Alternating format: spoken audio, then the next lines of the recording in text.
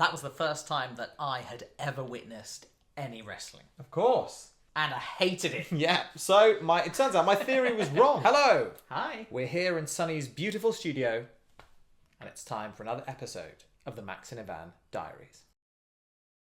It all began in 2011. Oh, you can believe it. Recent 2011. We were fresh to the world, and Ivan and I had been making comedy for a couple of years. And before that, I was the UK's youngest professional wrestler. Max Voltage, the human dynamo. That was my name. Yeah, and Ivan and I started making comedy together, and there was an inkling in my mind that the worlds of comedy and wrestling could combine. Oh, why you say that, Max? That's Ivan's real voice, actually. Yeah. Not many people realise. It comes out every now and again. Yes, it does. It's elderly southern man. Oh, well, let's tell them the story. I ran a wrestling show at my university featuring a load of wonderful wrestlers, many of whom have gone on to do incredible things. And it was the first time that we'd put on a wrestling show for a non-wrestling audience. And I'd always had a belief, and I still do, that wrestling was one of the great performance art forms of the world. Wrestling is an extraordinary thing, and lots of people think they're not wrestling fans, but my deeply held belief is everyone is a wrestling fan if they see it in the right circumstances. Well, that was the first time that I had ever witnessed any wrestling. Of course. And I hated it. Yeah, so it turns out my theory was wrong. No, it was great. It was the best. In many ways, there was a more electric atmosphere than at the regular wrestling shows that I would wrestle at. There, people were kind of, they were sort of used to seeing it, whereas here, everything was entirely new. It was all new, it was all exciting, and also I was able to tell a story over the course of the show. So it did so many things that were exciting to me. There's theatre, there's performance, there's physicality, there's wrestling, there's this live audience, there's this amazing atmosphere, there's lights, there's pyro, there wasn't pyro, no. I was a penniless undergraduate. There was no pyro at all. There were lights. There were lights. I lost all the money, the cash money that I was due to pay everyone that day, somehow, and then I phoned up the university in a panic saying, I was supposed to do a thing and I've lost all the money.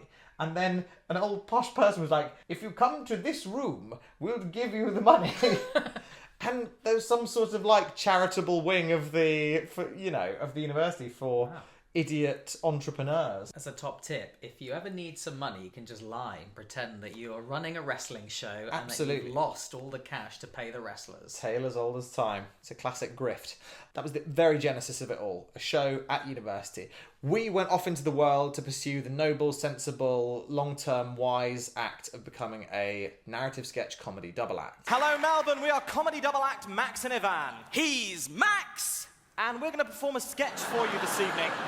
At the same time, there was this notion of bringing wrestling to the world of comedy. And at the first available opportunity in 2011, we did so at the Pleasance. This happened because, in time-honoured fashion, Ivan got drunk at a bar and loudly spoke about the idea. Yes, I sure did. I got chatting to Ryan, the comedy programmer at the Pleasance.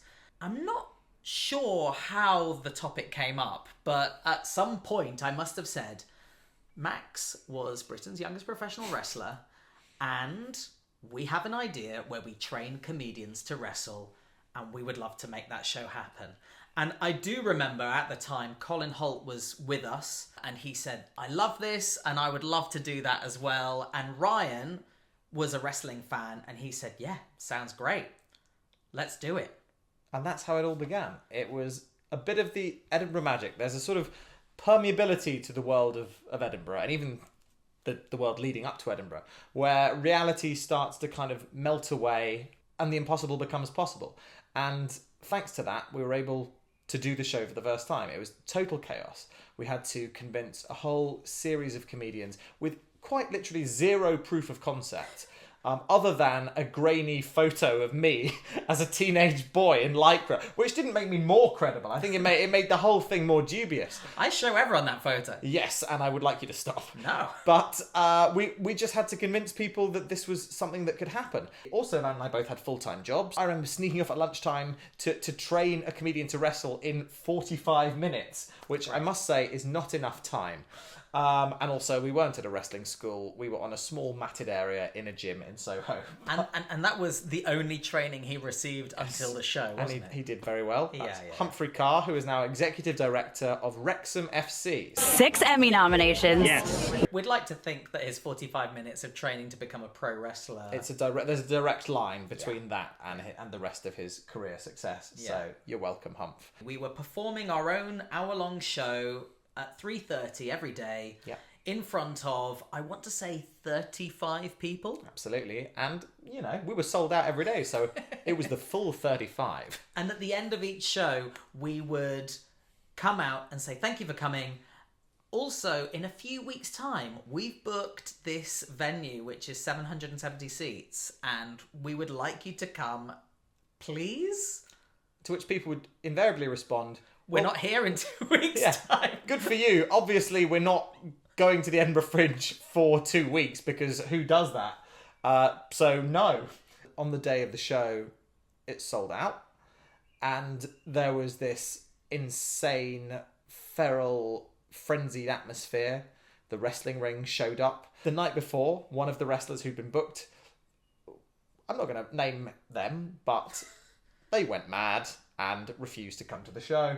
So I had to stay awake for a full day booking a new wrestler, who was Noam Dar, who is now a WWE superstar. The Scottish Supernova! I'd like to think that one show... Absolutely. Really, It was a direct line. Yeah. Yeah, absolutely. Completely. We booked our replacement. We had a full room, and the show went off with a bang. It was unbelievable. We recorded something at, I want to say, 3 o'clock in the morning. Yeah, which we played out to the audience. In just under 20 hours' time, the wrestling is coming to the Pleasance Grand. Just to try and kind of communicate the journey we'd been on, Yeah. which I think probably is also what we're trying to do now. Adam Riches, who won the Comedy Award that year, was the captain of the evil team. Look at the size of these guys! Who was the captain of the good guys? Russell Kane. Indeed, yes. Kane Russell, a fire and brimstone spitting preacher. If you will abide by the rules of the book, then, ladies and gentlemen, the main event will have no rules! Jess Ransom was a Russian manager of Tango Tim Wiley, whose pectoral muscles she operated via a remote control. Now make them dance. On commentary, we first heard Fair Play, Decency. Fair play and decency, the most unlikely chant ever to ring out at a wrestling show, coined by Andrew Maxwell, which became, for many years, the leitmotif of the show. If it's bad to be good, I don't want to be right. It was a special time. Pac, the incredible world-class high flyer, very kindly came and finished the whole show with a shooting star press. Fair play, decency, fair play. And that was how it all began. And from that to 14 years later, we've booked the Hammersmith Apollo. And I'd like to think that one show does... it literally does lead directly to the Hammersmith Apollo. It does. Yeah. Yeah, it does.